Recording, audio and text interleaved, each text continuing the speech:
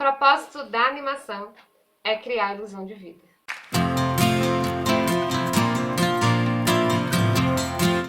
Olá, sejam bem-vindos a mais um vídeo e esse falaremos sobre o cinema da animação.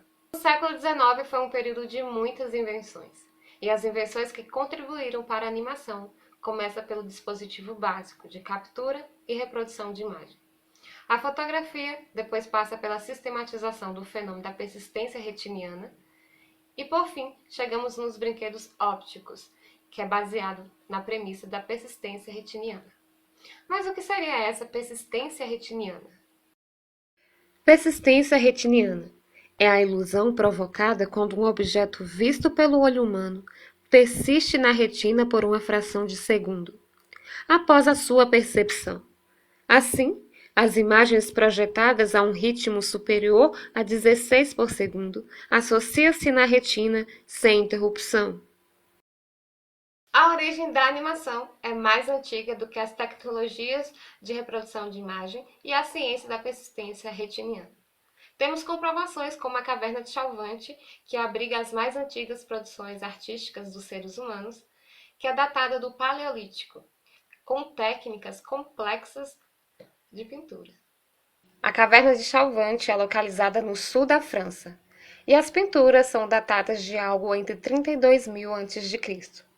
Nas paredes da caverna podemos perceber desenhos com representação do movimento, o que eles chamaram de pró-cinema. Se tiver interesse de conhecer mais sobre esse assunto, recomendo o documentário A Caverna dos Sonhos Esquecidos. Animar é um termo de origem latina, animare, que significa dar vida a algo. O animador ele vai olhar para os seus personagens, sendo ele objeto ou não, e vai se questionar qual é a personalidade dele, como ele vai se sentir, como ele vai se expressar. A dificuldade não se resume de fazer o personagem andar ou pular, mas o complexo está na ilusão de vida que ele vai fazer através desses movimentos. É o que a gente pode observar nesse vídeo da animação do saco de farinha.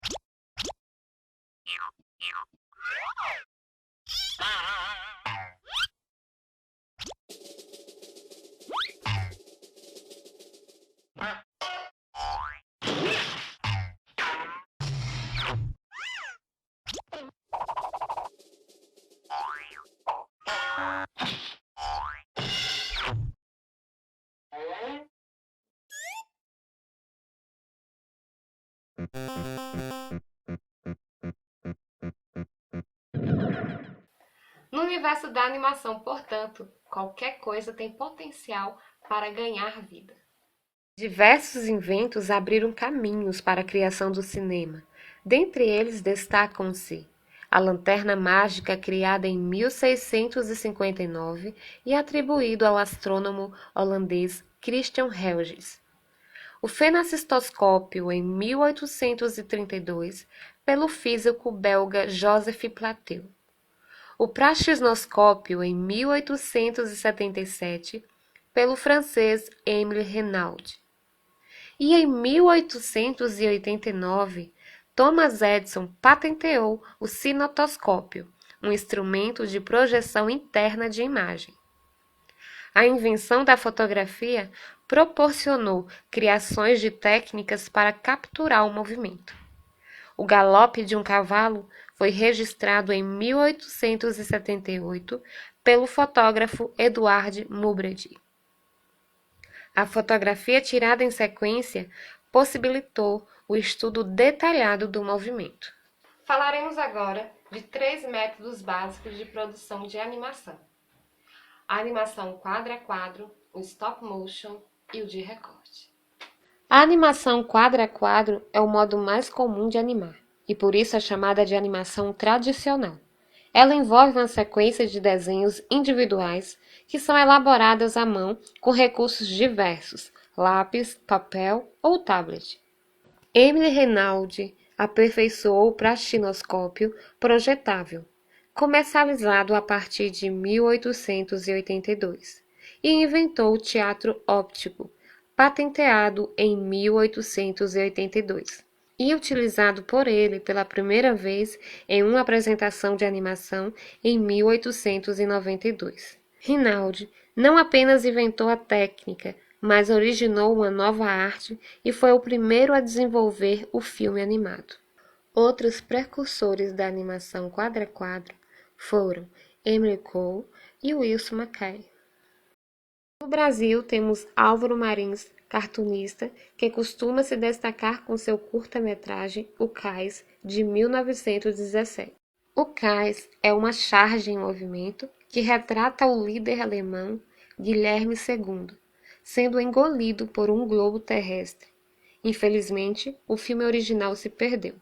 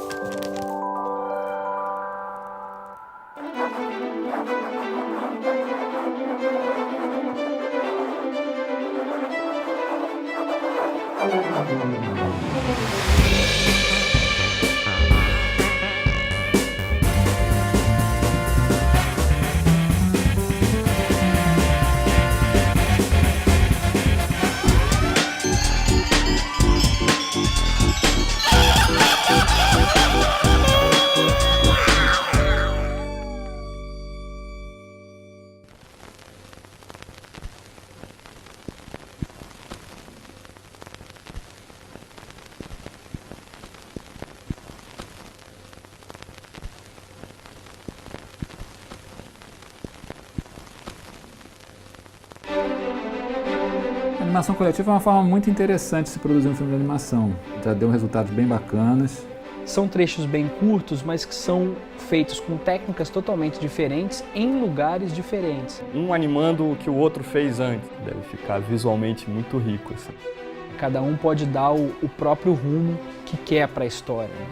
O que eu acho que ia ser mais divertido é que fosse uma tentativa de recriar, tentando deixar o mais próximo do que era o original. O Marão terminou com o mundo engolindo o Kaiser, então estou fazendo o mundo cuspindo os restos mortais do Kaiser, né? Chegou em mim um rádio e uma caveira com bigodes e um chapéu. Eu começo com a bandeira do Brasil, passo pelo filme, que também é brasileiro. Eu comecei a fazer uma brincadeira e nesse trabalho a gente está fazendo esse processo de tentar descobrir como ele descobriu. Eu vou pegar a foto dele, do Álvaro, e vou trabalhar em cima dessa foto, fazendo várias interferências. A gente basicamente vai modificando a imagem quadro a quadro. Isso aqui é uma interpretação livre do tema O Kaiser, usando uma técnica que eu gosto, animação na película. Eu pensei no O atrás, o Kaiser na frente. O que eu estou trabalhando aqui é pegar esse filme antigo, né, e tentar reconstruir ela numa técnica nova que é o light paint.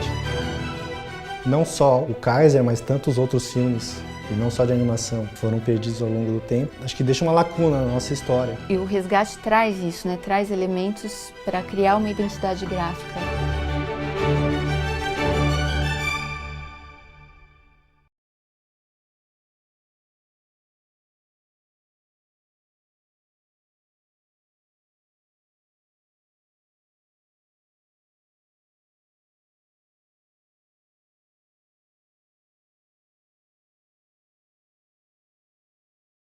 A animação stop motion é um método de animação feita com o uso de bonecos e de outros objetos concretos, e são dispostos em um cenário e sutilmente manipulados pelo animador, e depois capturados por meio de uma máquina fotográfica.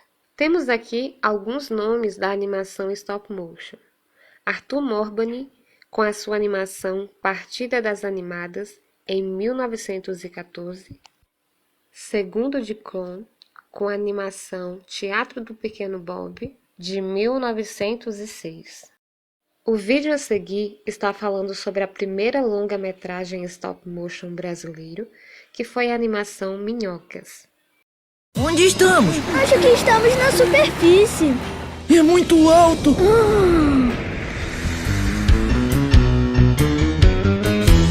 Formar essa equipe foi bastante interessante, porque primeiro, no Brasil, são poucas as pessoas que talvez já tenham passado por essa experiência de fazer um filme de animação. Então esse processo duro de qualidade, ele existiu em cada uma das etapas, assim. Porque a animação é uma coisa que demanda muita concentração, demanda você gostar, porque você passa às vezes 18 horas num set.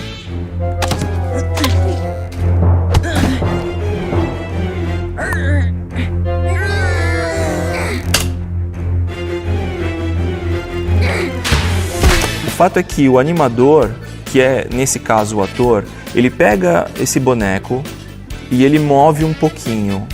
Ele faz uma foto, ele move mais um pouquinho o boneco, faz outra foto e assim sucessivamente. 24 movimentos desse boneco feitos pelo animador geram 1 segundo de animação. Partindo desse ponto, dá para entender o tempo que leva para se produzir um filme de animação. E cada cena era um trabalho único. O trabalho do cão, né? Criar todos esses cenários em todas essas escalas diferentes, com tantos materiais diferentes, foi um grande desafio. Mas eu acho que o objetivo e a qualidade foi atingida.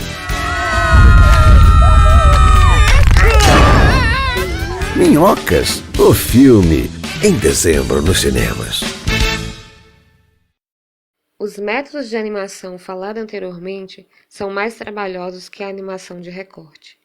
Os quadros de uma animação de recorte são produzidos por meio de manipulação de figuras planas e geralmente desenhadas e recortadas em papel ou outro material plano. A figura é concebida de forma modular para que possa ser manipulado pelo animador. Não podemos falar de animação sem citar o Walt Disney. Ele incentivou os estudos dos movimentos e, com base nisso, a sua equipe sistematizou os 12 princípios da animação.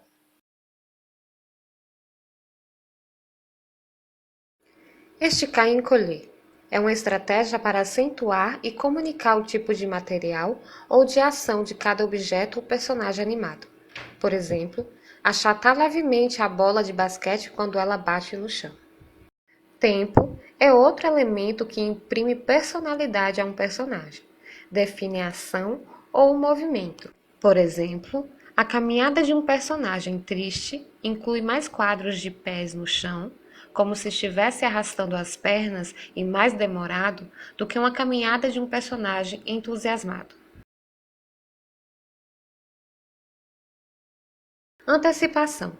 Para que nada escape ao espectador, é importante que o personagem não execute a ação de forma bruta. Por exemplo, olhar para o telefone antes de atendê-lo. Encenação. Tendo como referência o teatro e o cinema, é fundamental ambientar a ação e, principalmente, que o animador tenha clareza sobre quais são as poses-chaves da ação. Seguir e ação sobreposta. Nem tudo em uma personagem move-se do mesmo modo. Alguns movimentos seguem, outros se sobrepõem. Por exemplo, se uma personagem de cabelo comprido pula, seu cabelo é animado em uma velocidade diferente da do corpo. Animação direta e pose a pose. A animação direta é quando se elabora um desenho após outro, sem planejar onde o futuro estará na mesma sequência. Por exemplo, é indicado para animar fogo, vento ou água. A animação pose a pose é quando primeiramente desenha-se as poses chaves e só depois as poses intermediárias. É indicado para animar um ciclo de caminhada ou um giro de um corpo. Acelerar e desacelerar. Os movimentos naturais nunca são uniformes. Eles aceleram e desaceleram. Por exemplo, a bola que desacelera quando sobe por conta da gravidade. Movimento em arco. Para que os movimentos pareçam naturais, recomenda-se que sejam pensados e planejados com base em arcos, em vez de linhas retas. Exagero. Acentua-se em excesso certas características de um movimento ou personagem a fim de evidenciar a personalidade deste e a ideia de se expressar na cena. Ação secundária. Esse princípio enfatiza que o foco não deve recair apenas na ação principal. Caminhar, por exemplo.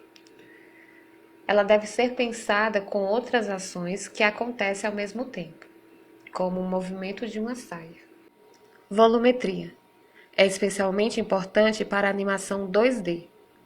Refere-se ao cuidado para transparecer o peso, a profundidade e equilíbrio próprio das formas representadas, bem como manter o volume da figura ao longo da animação, mesmo quando se altera o ângulo de visão. Apelo. Destaca-se a importância de os elementos de animação serem pensados e elaborados tendo em vista o público-alvo. Em 1937, a Disney lança Branca de Neve e os Sete Anões. Essa é considerada a primeira longa-metragem tradicional de animação, já com cores e diálogo. O nosso vídeo fica por aqui e espero vocês no próximo. Tchau!